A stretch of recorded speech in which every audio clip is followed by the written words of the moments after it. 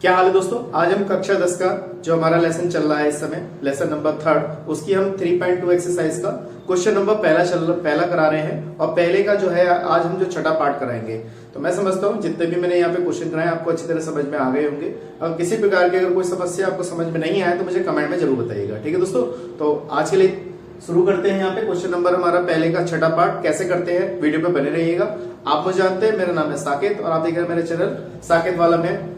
सबसे पहले हम क्या करते हैं, यहाँ पे हमारे पास क्वेश्चन नंबर 6 है। पहले यहाँ पे पहले वाले पार्ट का 6 पार्ट है हमारा, ये पहले क्वेश्चन का एक्सरसाइज 3.2 का। तो कैसे करते हैं देखिएगा। अगर पेपर में इस टाइप का क्वेश्चन आ जाता है तो सबसे पहले हम क्या कर सकते हैं, आपको 2 तरीके से कर सकते हैं हम, क्योंकि प्रतिस्थापन विधि से कर रहे हैं। एक्स का मान वाई के पदों में या वाई का मान एक्स के पदों में निकालते हैं और किसी एक समीकरण में रख देते हैं। इसी को हम प्रतिस्थापन विधि कहते हैं। तो यहाँ पर हम क्या करते हैं, इस वाली विधि से, अब जैसे ये वाला दे रखा है भिन्न के रूप में दे रखा है, तो सबसे पहले इस टाइप कोई समीकरण है तो भिन्न को हम साधारण भिन्न, जो जैसे साधारण भिन्न में है या भिन्न में है, उसको हम सिर्फ नॉर्मल रूप में समीकरण में चेंज कर सकते हैं। उसके बाद इसको हल कर सकते हैं। ठीक है, सबसे आसान तरीका बता रहा हूं मैं आपको। ठीक है, तो सबसे पहले हमने क्या किया, इस समीकरण को पकड़ा तो 3x/2 माइनस के 5/2 माइनस का 2 दे रखा है। हमने क्या किया, यहाँ पे एलसीएम ले लिया। एलसीएम कितना आ गया, 3 दूनी 6। एलसीएम कितना आ गया, 3 दूनी 6। 2 से डिवाइड किया, 2 तिया 6, तो यहाँ पे क्या बचेगा, 3 बचेगा। और 3x हमारे पास है ही, तो यहाँ पे मैंने इसको इस तरीके से लिख दिया जिससे कि आपको समझ में आ जाए। इससे इसको डिवाइड करेंगे, 3 दूनी 6। ठीक है दोस्तों, 2 बचेगा, तो यहाँ पे हम 2 × 5 लिखेंगे और बराबर कितना आ गया, माइनस का 2। आप चाहे तो गुणा करके लिख सकते हैं डायरेक्ट। तो 3 तिया 9x माइनस का 5 दूनी 10y अपॉन में कितना 6 और बराबर कितना माइनस का 2। 1 मान के हमने क्या किया, क्रॉस मल्टीपल कर लिया। तो यहाँ पे 9x माइनस का 10y इक्वल टू माइनस के 12 आ गया। तो ये हमने इस समीकरण को नॉर्मली रूप में लिखा। अब यहाँ से x का मान निकाल के हम क्या करते हैं, y के पदों में निकालते हैं। तो इस तरीके से हम निकाला। अब जैसे हमने क्या किया, 9x बराबर माइनस के 12, इसको उधर ले गए हम इस वाले पद को, तो हमने क्या लिख दिया, प्लस का हो गया, प्लस का 10y हो गया। अब ये x बराबर कितना, माइनस के 12 प्लस का 10y अपॉन में कितना 9। तो ये समीकरण हमारे पास 3 हो गई। देखिए, हमने समीकरण 1 से मान निकाला, इसको पहले हमने नॉर्मल रूप में लिख लिया। नॉर्मल रूप में लिखने के बाद हमने क्या किया, x का मान निकाल लिया, जिससे क्योंकि हमें प्रतिस्थापन विधि से हल करना है, तो प्रतिस्थापन विधि से हम ये वाला मान इसमें लगा देंगे समीकरण नंबर 2 में। कैसे लगाते हैं देखिएगा। हमने यहाँ पे लिखा समीकरण 2 से, तो समीकरण 2 हमारे पास क्या है, x/3 है प्लस के y/2 है और 13/6 है। आप चाहे तो इसको भी पहले नॉर्मल रूप में लिख लीजिए, एलसीएम लेके। अगर नहीं चाहते लिखना तो आप डायरेक्ट इसको यहाँ पे लगा सकते हैं। ठीक है, डायरेक्ट आप इसको लगा सकते हैं। अगर नॉर्मल रूप में लिखना चाहे तो नॉर्मल रूप में भी लिख के दिखा देता हूँ।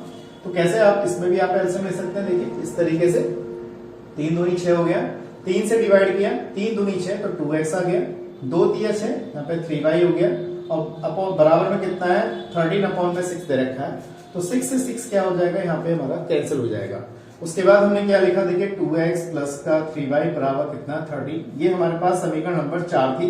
वैसे इसकी कोई जरूरत नहीं है, मैंने समीकरण 2 को ही चेंज करके आपको समझाने के लिए लिखा है। अब हमारे पास x का मान इतना दे रखा है, ये वाला x का मान आप यहाँ पे x की जगह पे लगा दीजिए, जिससे कि हम y की वैल्यू ज्ञात कर सकते हैं। तो हमने x का मान यहाँ पे रख दिया 2 ऐसे, और यहाँ पे कितना हमारे पास माइनस के 12 प्लस का 10y। आप चाहें तो डायरेक्ट ये वाला मान यहाँ पे लगा सकते हैं, कोई दिक्कत नहीं, मैंने आपको समझाने के लिए लिखा है बस। ठीक है दोस्तों। अब इतना मैंने यहाँ पे देखिए x की जगह पे ये वाली वैल्यू लगा दी। अब इसके अंदर मल्टीप्लाई करते, देखिए 2 से अंदर मल्टीप्लाई करते थे, 12 दूनी 24 हो गया, 10 दूनी 20 हो गया, अपॉन में कितना 9 प्लस का 3y बराबर कितना है 13 है। अब देखिए यहाँ पे ये वाला पद है, तो इसको हम क्या करेंगे, एलसीएम लेंगे यहाँ पे भी, क्योंकि हमने ये भी भिन्न के रूप में है तो इसको भी चेंज करेंगे। तो एलसीएम लेते हैं सबसे पहले। तो यहाँ पे 9 एलसीएम आ गया, माइनस के 24 रहेगा प्लस का 20y रहेगा, 9 तिया कितना हो जाएगा 27y और बराबर कितना आ जाएगा 13। इस तरीके से लिखा। अब देखिए यहाँ पे माइनस का 24 हमारे पास, ये वाला कितना है, इसको ऐड कर लेंगे, 47y हो जाएगा हमारे पास यहाँ पर। और चलो एक लाइन बढ़ाते हैं, और ये हो जाएगा हमारे पास कितना 30 अपॉन में कितना आ जाएगा 1। क्रॉस मल्टीपल करते हैं, ये इधर की इधर मल्टीप्लाई कर देते हैं हम यहाँ पर। तो माइनस का 24 प्लस का 47y इक्वल टू कितना 30 × 9। इसकी गुणा इससे और इसकी गुणा इससे हो जाएगी। तो 47y इक्वल टू, इसकी हम 9 तिया 27। ठीक है दोस्तों, कितना हो जाएगा हमारे पास 9 तिया 27 के साथ 2, और ये कितना हो जाएगा हमारे पास 11। बात समझ में आ गई। अब ये वाला पद जब इधर जाएगा तो किसका हो जाएगा, ये प्लस का हो जाएगा, प्लस का 24 हो जाएगा। ठीक, ये कितना हो गया 47y, इनको ऐड कर लेते हैं, 7 4 11 का 1 हासिल लगा कितना, एक हमारे पास 2 और एक 3 और एक 4, इस टाइप से आ गया। y बराबर 141 अपॉन में कितना 47।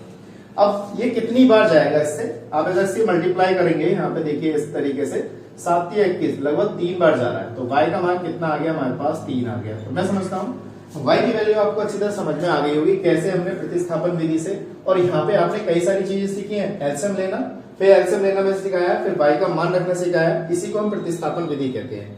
अब y का मान आ गया, x का मान निकालने के लिए समीकरण 3 में, 1 में, 2 में कहीं पे लगा सकते हैं। तो मैंने लिखा है यहाँ पर समीकरण 3 में लगा देते हैं। देखिए x बराबर हमारे पास है माइनस के 12 प्लस के 10y अपॉन में कितना 9 है, x बराबर माइनस के 12 हमारे पास तो है ही, प्लस 10 इंटू y की वैल्यू कितनी आई 3 अपॉन में 9, माइनस के 12 प्लस 10 दिया 30 अपॉन में 9, इस तरीके से x बराबर इसमें से ये घटाएंगे हम तो कितना बचेगा 18 बचेगा, 9 दूनी 18, x का मान कितना आ गया 2 आ गया।